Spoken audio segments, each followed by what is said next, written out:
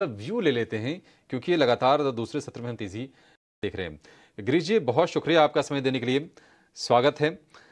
आज हम देख रहे हैं कि एक ना आज की थोड़ी सी जो बाइंग है, ज़रूर थोड़ी सी हम देख रहे हैं कि आज भी थोड़ा रेंज बाउंड ज़रूर है। 100 अंकों के आसपास की तेजी एक बढ़िया वाली है। निफ्टी बैंक से बिना सपोर्ट के भी हम देख रहे हैं कि शेयर आज इंडेक्स निफ्टी चल रहा है। यहां से किस तरह के मूव्स देख रहे हैं गिरीश आप, और क्या आपको लगता है कि अक्टूबर खत्म होते होते फिर से हम 20,000 वाला जो आंकड़ा था उसको अचीव कर लेंगे? देखिए 20,000 का आंकड़ा थोड़ा सा क्वेश्चनेबल है बिकॉज हम अगर देखें तो अभी सिर्फ हम डोमेस्टिक लेवल पे या डोमेस्टिक बाइंग के लेवल पे ही आगे बढ़ रहे हैं। इसमें हम एफआईआईज और जो इंस्टीट्यूशंस हैं वो उनका लेवल थोड़ा सा इन्वॉल्वमेंट कम ही रहा है। ये पूरे सेशन में हमने पिछले अगर हम लास्ट के 10 दिन 12 दिन का एक चार्ट भी देखें तो ये लेवल्स हमेशा कम ही रहे।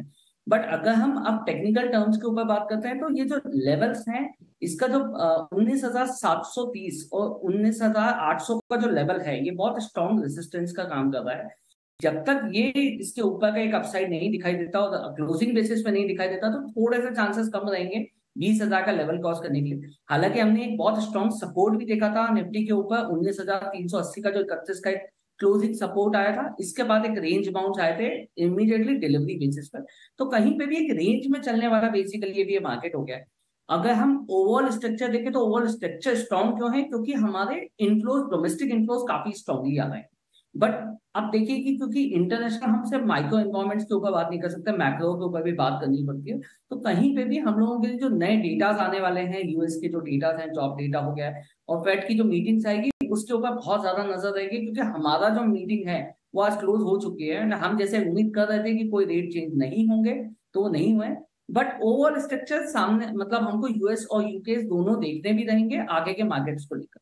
बट इंपॉर्टेंट पॉइंट एक बहुत बड़ा पैरामीटर रहेगा कि अब स्टॉक स्पेसिफिक और सेक्टर स्पेसिफिक होंगे, क्योंकि 3 महीने हमारे डोमेस्टिक में फेस्टिवल सीजन शुरू हो रहा है एंड इस सिचुएशन में हमारी इंटरनल बाइंग्स रिटेल बाइंग्स बहुत स्ट्रांगली आती है। तो स्टॉक और सेक्टर स्पेसिफिक होना पड़ेगा आगे फर्दरली कोई भी एक्सपांशन से। ठीक है गिरीश जी, आप थोड़ा सा सर वेट कीजिए, आपसे हम स्टॉक भी समझेंगे, सेक्टर भी समझेंगे, लेकिन बिल्कुल आपने सही कहा कि ये रिटेल बाइंग हो रही है, डोमेस्टिक बाइंग के आधार पर बाजार में हम तेजी देख रहे हैं, और एफआईआईज का जो सपोर्ट है वो गायब है, क्योंकि पिछले अगर हम 12 सत्रों की बात करें तो लगातार बिकवाली चल रही है। 8,000 करोड़ रुपए के शेयर बेचे हैं, लेकिन आज अगर हम ऑप्शंस के आंकड़ों को देखेंगे तो शायद ये प्रतीत हो रहा है कि 19,600 कम से कम सुरक्षित है। 19,700 के पास रेजिस्टेंस है, वो अगर पार होता है तो शायद एक तरफा 200-300 अंकों की मूव बाजार में और हम देखेंगे। मेडप्लस हेल्थ, 2 महीने पहले हमने भाव देखे इसमें शेयर में करीब करीब 1,000 रुपए के आसपास के, वहां से ये शेयर करेक्ट करके पौने 800 रुपए के आसपास के भाव हैं।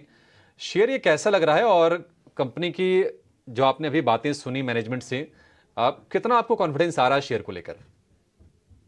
देखिए बेसिकली ये एक मेडिकल डिलीवरी सिस्टम्स हैं, ये एक इकोसिस्टम है जिसमें हमको थोड़ा टाइम देना पड़ेगा। अगर किसी को भी ऐसा चाहिए कि वो फटाफट रिटर्न कमाने वाला है तो वो ये शेयर्स नहीं है। बेसिकली ये एक ऐसा इकोसिस्टम डेवलपमेंट है जिसमें अभी भी हमारे इंडिया में थोड़ा सा टाइम लग रहा है।